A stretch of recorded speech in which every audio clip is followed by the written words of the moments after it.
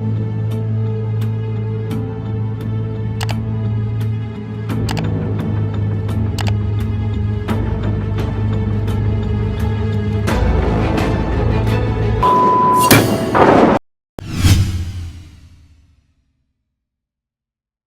old high school loomed over the town like a skeletal behemoth. Even in the dying sunlight, it cast long, ominous shadows. They said it was haunted, of course. But as kids, we scoffed at such tales, preferring the thrill of the forbidden to the chill of the supernatural. It was senior year, and our daredevil streak was at its peak. The idea of exploring the abandoned high school had been brewing for weeks. The promise of hidden secrets, forbidden spaces, and the heady rush of trespassing was too much to resist. So, one crisp autumn night, armed with flashlights and a reckless disregard for our own safety, we slipped onto the property. The school was a labyrinth of shadows and silence. Dust motes danced in the beams of our flashlights, casting eerie patterns on the peeling walls. Desks were piled haphazardly, their scarred wooden tops whispering tales of countless hours of boredom and teenage angst. The gymnasium was a cavernous echo chamber, its basketball hoops hanging forlornly from blackened wires. We ventured deeper into the building, drawn by a morbid curiosity. The science labs were a macabre spectacle. Broken glass crunched underfoot, and the scent of formaldehyde hung heavy in the air. Preserved specimens, forgotten and decaying, lined the shelves. A stuffed owl, its glass eyes staring vacantly, seemed to watch our every move. As we explored, an uneasy feeling crept over me. It wasn't just the decay and desolation of the place, but something more sinister. A cold draft seemed to follow us no matter where we went, and the shadows, once merely indistinct shapes, began to take on menacing forms. Then, we found it. A door at the end of a dimly lit corridor, its hinges creaking ominously. The others hesitated, but I was drawn to it like a moth to a flame. With a trembling hand, I pushed it open. The room beyond was dark, save for a sliver of moonlight filtering through a broken window. As my eyes adjusted, I made out the outlines of desks arranged in rows. A chalkboard hung at the front, its surface blank except for a single word, scrawled in what looked like chalk, but was a crimson, almost wet-looking substance. Leave. A chill ran down my spine. We exchanged terrified glances, the silence in the room punctuated only by the rapid thumping of our hearts. Then we heard a soft scratching sound, coming from somewhere deep within the shadows. Our flashlights danced nervously as we scanned the room. And then, we saw it, a pair of glowing eyes, fixed on us from the corner of the room. A low growl echoed through the darkness, followed by a sound like an animal clawing at the floor. Panic erupted. We stumbled over each other in our haste to escape, the door slamming shut behind us. As we fled down the corridor, the scratching grew louder, closer. We could hear it gaining on us, its heavy breathing like the rasp of death itself. We burst out of the school, into the cold night air. Our breaths came in ragged gasps as we stumbled away from the building, our hearts pounding like war drums. Looking back, we saw a shadowy figure silhouetted against the moonlit window, its eyes burning with an unnatural intensity. We never returned to the old high school. The nightmares that followed were far worse than any horror movie. And to this day, I can still hear that scratching sound, echoing in the darkest corners of my mind. Some things are best left undisturbed. Some places are best forgotten. The old high school still stands, a decaying monument to our youthful folly. But now, when I drive past it, I don't see a building. I see a shadow, a predator lurking in the darkness, waiting for its next victim. Years passed, and the old high school became a spectral presence in our lives. The town whispered of strange occurrences, of shadows moving within its crumbling walls, of eerie wails echoing through the night. Yet the allure of the unknown, coupled with the perverse desire to confront our fears, drew me back. It was a cold, moonless night when I returned. Armed only with a flashlight and a courage born of desperation, I slipped onto the familiar grounds. The school loomed larger than I remembered, its silhouette a menacing presence against the starless sky. The interior was as I recalled it, but amplified by the passage of time. Dust lay thick, a ghostly blanket over everything. The silence was oppressive, broken only by the creak of old wood and the distant howl of a wind I couldn't see. The room where we'd encountered the unknown was unchanged. The same crimson word, leave, was etched into the chalkboard, seeming to glow with an inner light.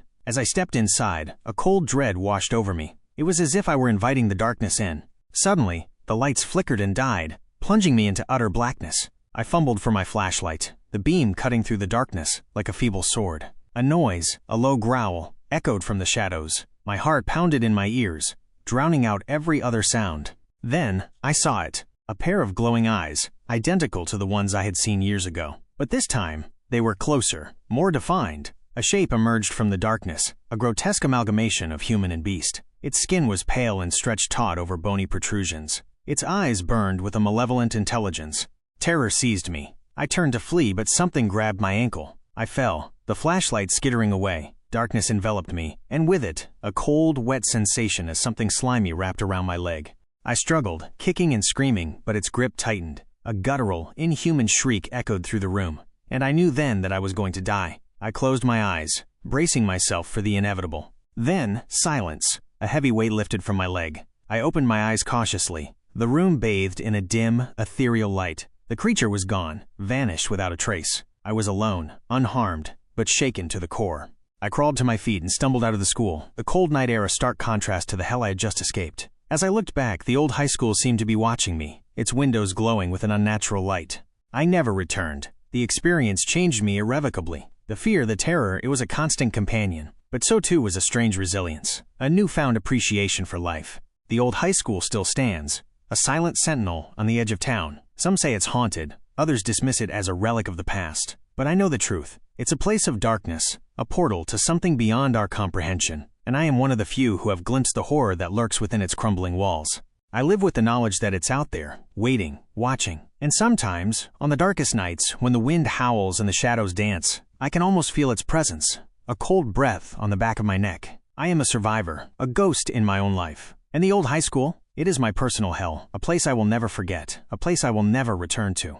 Years later, the town began to change. Strange occurrences became commonplace. People disappeared without a trace, their homes found eerily undisturbed. Animals were discovered mutilated, their bodies bearing inexplicable wounds. A sense of unease settled over the community, a creeping dread that mirrored my own.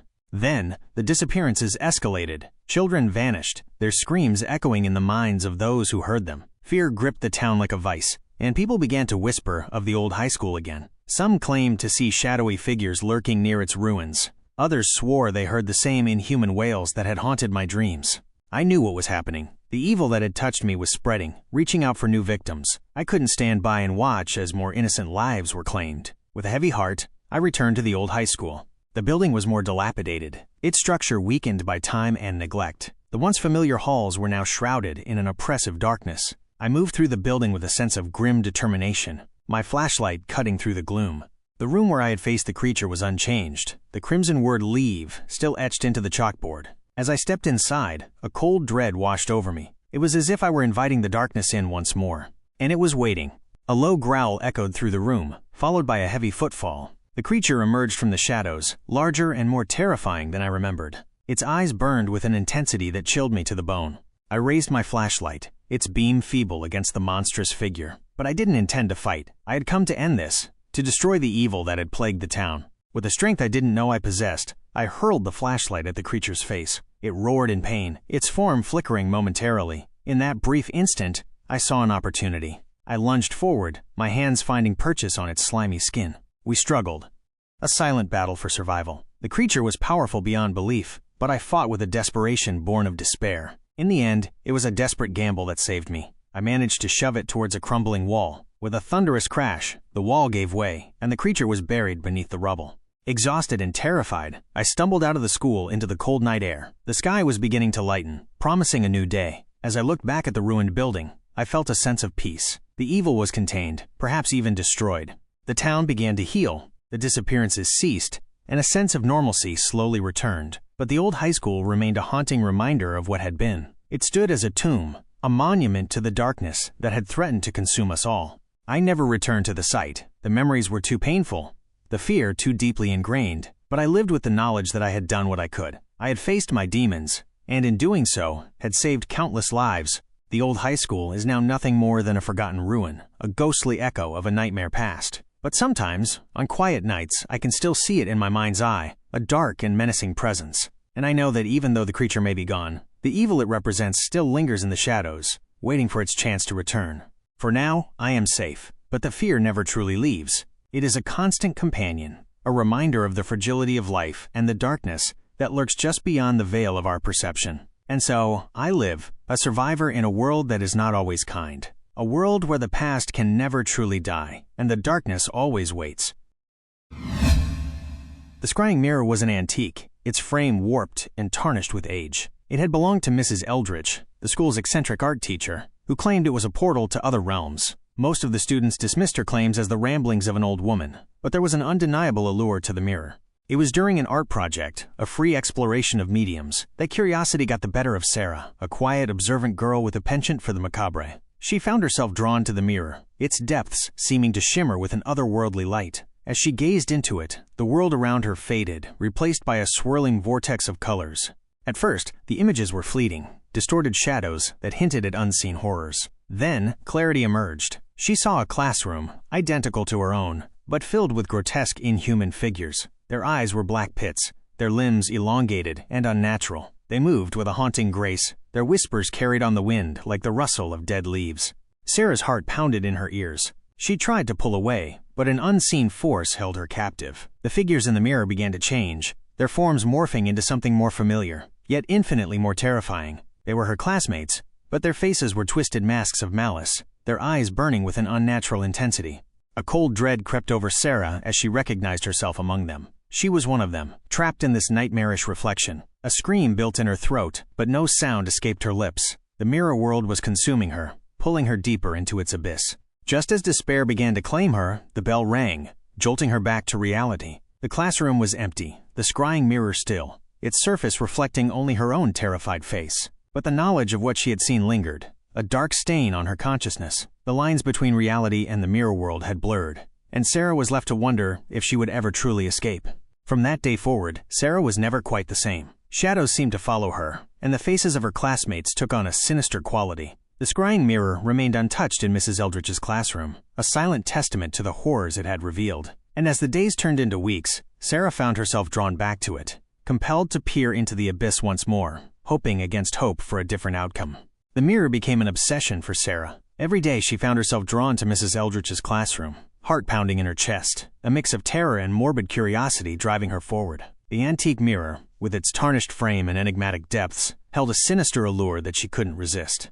Initially, the visions were fleeting, glimpses of a grotesque world that vanished as quickly as they appeared. But as days turned into weeks, the mirror's power over her deepened. The horrific images grew clearer, more defined. The classroom filled with monstrous parodies of her classmates, their inhuman forms writhing and contorting in ways that defied the laws of nature. Their voices, a cacophony of whispers and guttural growls, echoed in her mind. They called to her, promising knowledge, power, a twisted kind of acceptance. And with each visit she found herself drawn further into their world, their influence seeping into her own reality. Strange things began to happen. Objects went missing, reappearing in places they shouldn't be. Shadows seemed to take on sinister shapes, contorting into grotesque caricatures. And her classmates, once ordinary teenagers, began to exhibit odd behaviors, their eyes holding a vacant, almost predatory glint. Sarah was becoming isolated, her friends growing distant as her behavior became increasingly erratic. She spent hours alone, locked in her room, poring over occult books in a desperate attempt to understand what was happening to her.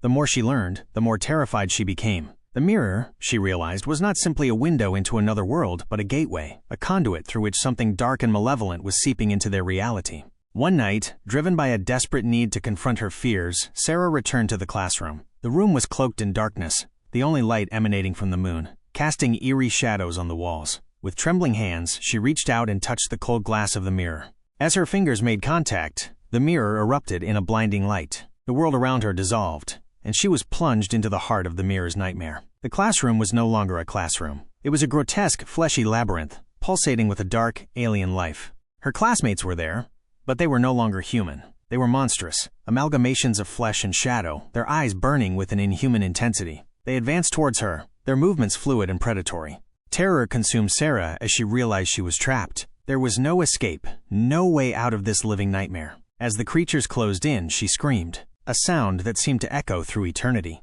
Then, darkness. When Sarah awoke, she was back in her room, bathed in the soft glow of moonlight. Her body ached, and her mind was a whirlwind of confusion. Had it been a dream, a hallucination, or was she still trapped in the mirror's grasp, her mind merely a prisoner of its dark magic? She looked at her hands, expecting to see them transformed, monstrous, but they were normal, human. Relief washed over her, but it was short-lived. She knew deep down that this was just the calm before the storm. The mirror was calling her back, promising answers, power, a twisted kind of salvation. And as she gazed out of her window at the moonlit night, she knew she would return. The pull was too strong, the darkness too seductive. Sarah was no longer the innocent girl she once was. She was a pawn in a terrifying game, a vessel for something ancient and evil. And as the first rays of dawn touched her face, she realized that the nightmare was far from over. It was only just beginning. The pull of the mirror became an insatiable hunger. Days bled into nights as Sarah found herself increasingly consumed by the otherworldly realm. Her once vibrant world was now a monochromatic canvas painted with shades of fear and obsession. Her friends, once sources of comfort, became distant specters, their eyes filled with a mixture of pity and fear. The mirror's influence seeped into her reality, distorting it with grotesque undertones. Shadows elongated into menacing figures. Whispers carried echoes of the otherworldly, and the once familiar faces of her classmates morphed into grotesque masks. She was a prisoner in her own mind, a solitary figure trapped in a labyrinth of terror. One bleak evening, driven by a desperate need for answers, Sarah returned to the classroom. The room was cloaked in an unnatural darkness, the air thick with anticipation. With a trembling hand, she touched the mirror's cold surface. This time, there was no blinding light, no abrupt transition. Instead, a slow, insidious pull enveloped her, drawing her into the mirror's depths. She felt herself dissolving, her physical form becoming an ethereal essence. The world around her faded, replaced by the grotesque classroom. But this time, she was not a spectator. She was a participant, a willing or unwilling member of this horrific congregation.